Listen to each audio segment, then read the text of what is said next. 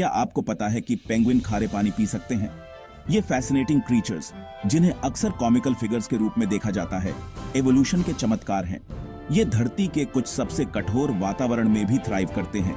Antarctica के frozen Westland से लेकर साउथ अमेरिका के वार्मर शोर्स तक उनका टक्सीडो जैसा प्लूमेज, जो फॉर्मल एलिगेंस का प्रतीक है, उनकी रगेड एग्जिस्टेंस को दर्शाता है। पेंगुइन प्रकृति की रचनात्मकता का एक प्रमाण है, जो रेजिलियंस, अडेप्टेबिलिटी और सोशल कोऑपरेशन का एक अनोखा मिश्रण प्रदर्शित करते हैं।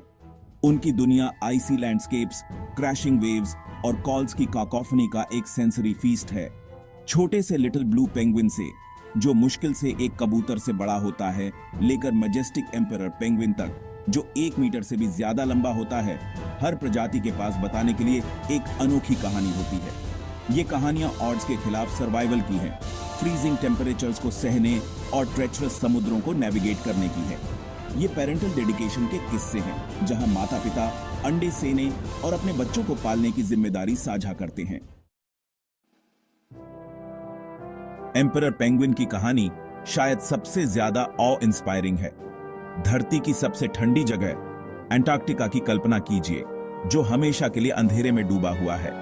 यहीं पर एम्परर पेंगुइन प्रजनन करना चुनते हैं, ऐसे तापमान को ब्रेव करते हुए जो -60 डिग्री सेल्सियस तक गिर सकता है। वे गर्मी के लिए एक साथ हडल करते हैं, बारी बारी से खुद को बाइटिंग विंड से बचाते हैं। उनकी यात्रा बर्फ पर एक भीषण मार्च के साथ शुरू होती है, कभी कभी 100 किलोमीटर से भी ज्यादा, अपने एंसेस्ट्रल ब्रीडिंग ग्राउंड्स तक पहुंचने के लिए। एक बार वहां पहुंचने के बाद मादाएं एक ही अंडा देती हैं। ध्यान से उसे नर के पैरों में स्थानांतरित करती हैं। नर फिर एक साथ हडल करते हैं, महीनों तक उपवास और फ्रिजिड टेम्परेचर्स को सहते हुए कीमती अंडों को इंक्यूबेट करने के लिए। इस बीच मादाएं भोजन की तलाश में समुद्र में वापस एक खतरनाक यात्रा पर निकल जाती है। वापस लौटने पर वे अपने साथी और चूजों को थ्रॉन्ग के बीच ढूंढती हैं, एक दूसरे की पहचान करने के लिए अपनी अनोखी कॉल्स का उपयोग करती है।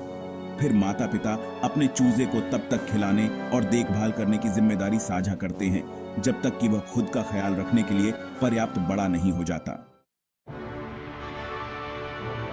एंटार्क्टिका के बर्फीले मैदानों को छोड़कर हम सब एंटार्क्टिक आइलैंड्स के चट्टानी तटों की यात्रा करते हैं। यहाँ क्रैशिंग वेव्स और खड़ी चट्टानों के बीच रॉकहॉपर पेंगुइन रहता है, जिसका नाम चट्टानों पर उसके फुर्तीले लीप्स के कारण पड़ा है। उनकी दुनिया तत्वों के खिलाफ एक निरंतर लड़ाई है, जिसमें पावरशाली लहरें किनारे से टकराती हैं और तेज हवाएं उन्हें अपने पैरों से उड़ा ले जाने की धमकी देती है। फिर भी वे इस चुनौतीपूर्ण वातावरण में थ्राइव करते हैं। उनका रेजिलियंस उनके अडेप्टेंट क्षमता का प्रमाण है। अपने नेस्टिंग ग्राउंड्स तक उनकी यात्रा खतरे से भरी होती है। वे ट्रेचरस चट्टानों पर चढ़ते हैं। उनके नुकीले पंजे एक प्रिकेरियस ग्रिप प्रदान करते हैं। एक बार जब वे अपने कॉलोनीज तक पहुंच जाते हैं, जो अक्सर खड़ी ढलानों पर स्थित होते हैं, तो वे कंकड़ और ग्वानों से घोंसले बनाते हैं। माता पिता बारी बारी से अपने अंडों को इंक्यूबेट करते हैं और अपने चूजों की देखभाल करते हैं। उनकी रक्षा स्कूअर्स और जायंट पेट्रल्स जैसे प्रेइयों से करते हैं। रॉकहॉपर पेंगुइन के लिए जीवन एक निरंतर संघर्ष है, लेकिन उनका लचीलापन और डिटर्मिनेशन उनकी स्पेसीजों के सर्वाइवल को सुनिश्चित करता है। आगे उत्तर की ओर बढ़ते हुए हमारा सामना लिटिल पेंगुइन से होता है, जो सभी पेंगुइन स्पेसीजों में सबसे छोटी है। ये छोटे क्रिएचर्स, जो सिर्फ 30 सेंटीमीटर से थोड़ा ही लंबे होते हैं, ऑस्ट्रेलिया और न्यूजीलैंड के समुद्र तटों पर रहते हैं। वे चुनौतियों के अपने ही सेट का सामना करते हैं, अर्बन एनवायरनमेंट्स को नेविगेट करने से लेकर बिल्लियों और कुत्तों जैसे प्रेइयों से बचने तक। उनकी कहानी एडेप्टन की है, मनुष्यों के साथ सह सर्वाइवल सीखने और अप्रत्याशित आवासों में थ्राइव करने की है। हर दिन वे मछली पकड़ने के अभियानों पर निकलते हैं, छोटी मछलियों और स्क्विड की तलाश में समुद्र की गहराई में गोता लगाते हैं। वे आश्चर्यजनक रूप से फुर्तीले तैराक होते हैं, जो गति और अनुग्रेस के साथ पानी के माध्यम से खुद को आगे बढ़ाने के लिए अपने पंखों का उपयोग करते हैं। शाम के समय वे अपने बरोज में लौट आते हैं, जो अक्सर सैंड ड्यून्स में या घरों के नीचे स्थित होते हैं, जहां वे अपने चूजों को पालते हैं। बदलते परिवेश के ग्रे स्कूल होने की लिटिल पेंगुइन की क्षमता उनके लचीलापन का प्रमाण है और उनकी स्पेसीजों के भविष्य के लिए आशा की किरण है। हमारी यात्रा हमें आगे गलापागोस आइलैंड्स तक ले जाती है, जो भूमध्य रेखा पर फैला एक वॉल्केनिक आर्किपेलागो है। यहाँ चिलचिलाती सन और काली लावा चट्टानों के बीच गलापागोस पेंगुइन रहता है, जो भूमध्य रेखा के उत्तर में जाने वाली एकमात्र पेंगुइन प्रजाति है।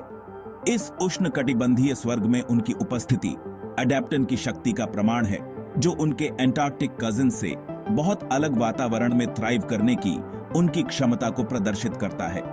गर्मी से निपटने के लिए उन्होंने अनोखे व्यवहार विकसित किए हैं, जैसे कि पैंटिंग और ठंडा होने के लिए अपने फ्लिपर्स को बाहर रखना। वे चिलचिलाती सन से दरारों और झाड़ियों के नीचे शरण लेते हैं, और वे क्रॉमवेल करंट के ठंडे पोषक तत्वों से भरपूर पानी में भी तैरते हैं, जो पैसिफिक ओशन की गहराई से ऊपर उठता है। गलापागोस पेंगुइन की कहानी एक ग्रेस स्मारक है कि प्रकृति आश्चर्यों से भरी है और जीवन सबसे अप्रत्याशित जगहों पर भी अपना रास्ता खोज लेता है। पेंगुइन अपने कॉमिकल वॉडल और अटूट डिटर्मिनेशन के साथ हमारे दिलों में एक खास जगह रखते हैं। वे सिर्फ फैसिनेटिंग क्रीचर्स से कहीं बढ़कर हैं। वे अपने इकोसिस्टम्स के अभिन्न अंग हैं। शीर्ष प्रेइयों के रूप में वे क्रिल, स्क्विड और मछली की आबादी को रेगुलेट करने में मदद करते हैं, समुद्री जीवन के नाजुक संतुलन को बनाए रखने में महत्वपूर्ण भूमिका निभाते हैं। उनकी उपस्थिति या ग्रेसपस्थिति हमारे महासागरों के स्वास्थ्य का संकेत दे सकती है। हालांकि इन रिमार्केबल क्रीचर्स को बढ़ते खतरों का सामना करना पड़ रहा है। जलवायु परिवर्तन उनके बर्फीले आवासों को पिघला रहा है, उनके प्रजनन स्थलों और भोजन के स्रोतों को कम कर रहा है। अत्यधिक मछली पकड़ना उनके शिकार को कम कर रहा है, जिससे उन्हें घटते संसाधनों के लिए प्रति कंपीट करने के लिए मजबूर होना पड़ रहा है। प्लास्टिक कचरे से लेकर तेल स्पिल्स तक प्रदूषण उनके पानी को दूषित कर रहा है और उनके जीवन को खतरे में डाल रहा है। उनका भविष्य और हमारे ग्रह का स्वास्थ्य हमारे कार्यों पर निर्भर करता है।